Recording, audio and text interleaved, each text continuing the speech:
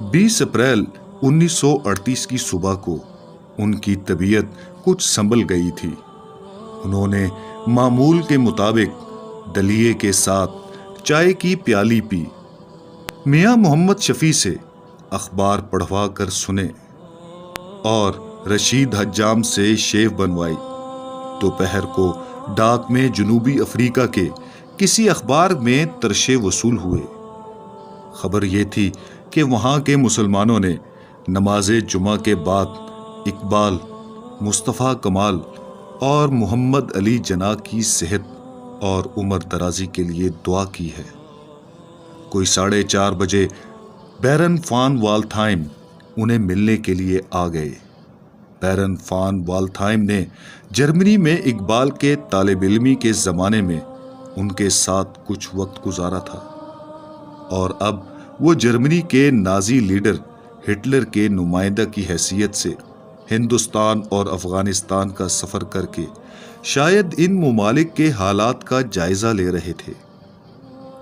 ہندوستان کا دورہ مکمل کر چکنے کے بعد وہ کابل جا رہے تھے۔ اقبال اور بیرن فان والتھائم دونوں تقریباً 1.5 گھنٹے تک ہائیڈلبرگ یا میونخ میں اپنی لینڈ لیڈی، احباب اور اساتذہ کی باتیں کرتے رہے۔ پھر اقبال نے انہیں سفر افغانستان کے متعلق معلومات فراہم کی۔ جب بیرن فان والتھائم جانے لگے تو اقبال نے بڑی گرم جوشی کے ساتھ مصافحہ کر کے انہیں رخصت کیا۔ شام کی فضا میں موسم بہار کے سبب پھولوں کی مہک تھی، اس لیے پلنگ خوابگاہ سے اٹھوا کر دالان میں بچھوا دیا اور گھنٹہ بھر کے لیے وہی لیٹے رہے۔ پھر جب خنکی بڑھ گئی تو پلنگ گول کمرے میں لانے کا حکم دیا۔ گول کمرے میں 7.5 سالہ منیرہ آپا جان کے ساتھ ان کے پاس گئی۔ منیرہ ان کے بستر میں گھس کر ان سے لپٹ گئی اور ہنسی مذاق کی باتیں کرنے لگی۔ منیرہ عموماً دن میں 2-3 بار اقبال کے کمرے میں جاتی تھی، صبح اسکول جانے سے پہلے، دوپہر کو اسکول سے واپس آنے پر اور شام کو سونے سے قبل، لیکن اس شام وہ ان کے پہلو سے نہ اٹھتی تھی۔ 2-3 بار آپا جان سے انگریزی میں کہا، اسے اس کی حس آگاہ کر رہی ہے کہ شاید باپ سے یہ آخری ملاقات ہے۔ منیرہ اور آپا جان کے اندر چلے جانے کے بعد فاطمہ بیگم، پرنسپل اسلامیہ کالج برائے خواتین، آدھ گھنٹے کے لیے آ بیٹھی اور ان سے کالج میں درس قرآن کے انتظامات کے متعلق باتیں کرتی رہیں۔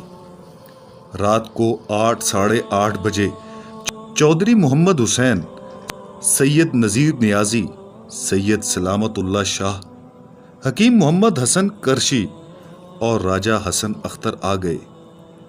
ان ایام میں میاں محمد شفیع اور ڈاکٹر عبدالقیوم تو جاوید منزل میں ہی مقیم تھے۔ اقبال کے بلغم میں ابھی تک خون آ رہا تھا اور اسی بنا پر چودھری محمد حسین نے ڈاکٹروں کے ایک بورڈ کی میٹنگ کا انتظام جاوید منزل میں کیا تھا۔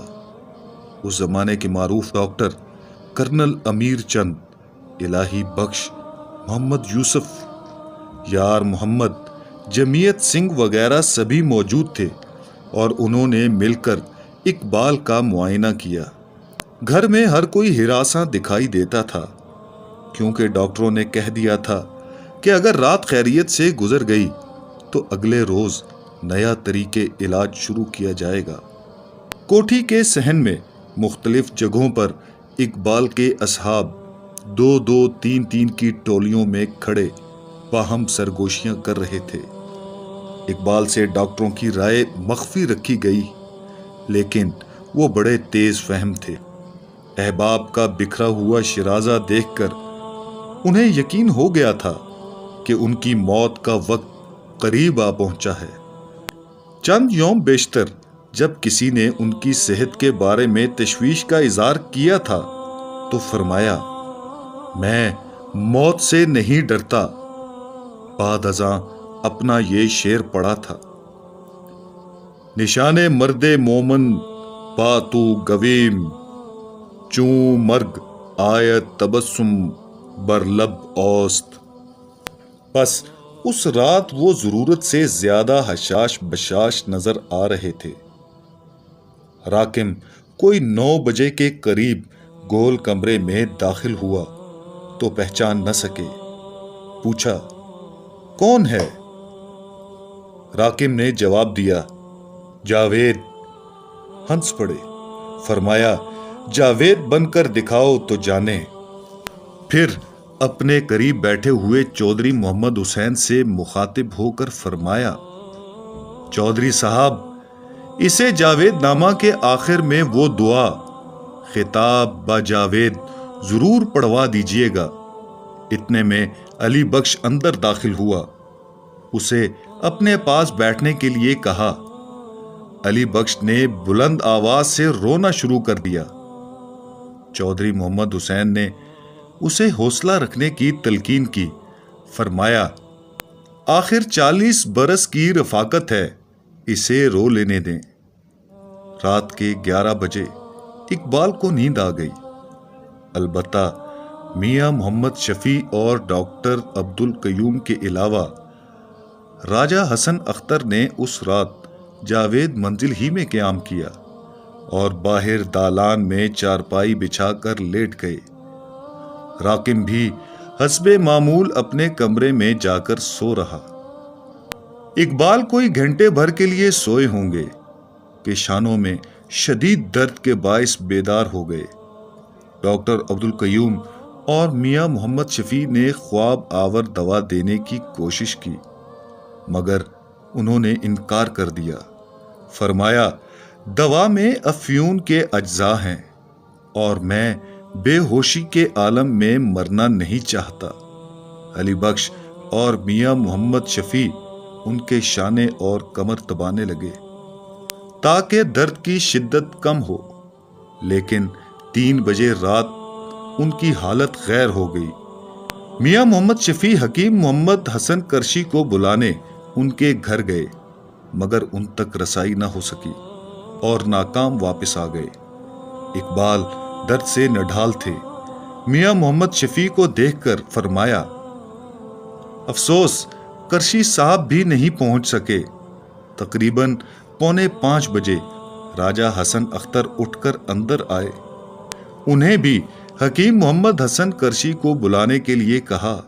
وہ بولے: حکیم صاحب رات بہت دیر سے گئے تھے اور اس وقت انہیں بیدار کرنا شاید مناسب نہ ہو۔ اسی پر اقبال نے یہ قطعہ پڑھا: سرود رفتہ باز آید کہ ناید، نسیم از حجاز آید کہ ناید، سرآمد روزگار این فقیر دگر دانائے راز آید کہ ناید۔ راجہ حسن اختر قطعہ کا مطلب سمجھتے ہی حکیم محمد حسن کرشی کو لانے کے لیے روانہ ہو گئے۔ اقبال کے کہنے پر ان کا پلنگ گول کمرے سے ان کی خواب گاہ میں پہنچا دیا گیا۔ انہوں نے فروٹ سالٹ کا گلاس پیا۔ صبح کے 5 بجنے میں کچھ منٹ باقی تھے۔ آذانیں ہو رہی تھی۔ سب کا خیال تھا کہ فکر کی رات کٹ گئی۔ ڈاکٹر عبدالقیوم اور میاں محمد شفیع صبح کی نماز ادا کرنے کی خاطر قریب کی مسجد میں پہنچ گئے تھے اور صرف علی بخش ہی اقبال کے پاس رہ گیا۔ اسی اثنا میں اچانک اقبال نے اپنے دونوں ہاتھ دل پر رکھے اور ان کے منہ سے ہائے کا لفظ نکلا۔ علی بخش نے فوراً آگے بڑھ کر انہیں شانوں سے اپنے بازوؤں میں تھام لیا۔ فرمایا: دل میں شدید درد ہے، اور قبل اس کے کہ علی بخش کچھ کر سکے انہوں نے اللہ کہا اور ان کا سر ایک طرف ڈھلک گیا۔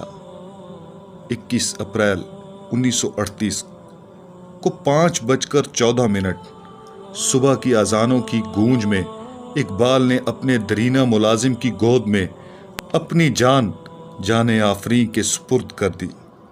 طلوع آفتاب کے بعد جب راکم اور منیرہ نے ان کے دروازے کی دہلیز پر کھڑے ہو کر ڈرتے ڈرتے اندر جھانکا تو خوابگاہ میں کوئی بھی نہ تھا۔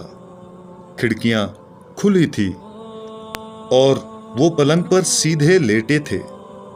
انہیں گردن تک سفید چادر نے ڈھانپ رکھا تھا جو کبھی کبھار ہوا کے جھونکوں سے ہل جاتی تھی۔ ان کی آنکھیں بند تھیں، چہرہ قبلہ کی طرف تھا، مونچھوں کے بال سفید ہو چکے تھے اور سر کے بالوں کے کناروں پر راکم کے کہنے سے آخری بار لگائے ہوئے خساب کی ہلکی سی سیاہی موجود تھی۔